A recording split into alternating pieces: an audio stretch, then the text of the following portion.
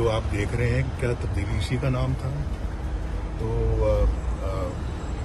आज रेस लगी हुई है चीनी की और पेट्रोल की, दोनों की रेस लगी कि कौन पहले आगे बढ़ जाता है। 140 रुपए का पेट्रोल और 140, 45 या 150 रुपए की चीनी। आजकल जो आप देख रहे हैं क्या तब्दीली इसी का नाम था। तो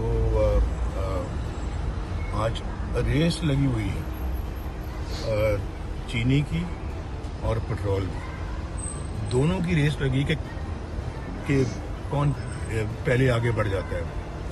140 रुपए का पेट्रोल और 140, 45 या 150 रुपए की चीनी।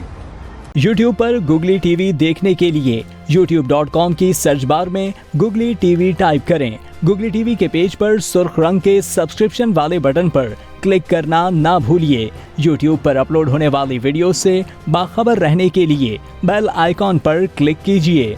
आपको हर नई आने वाली वीडियो के बारे में नोटिफिकेशन मौसूल हो जाएगा।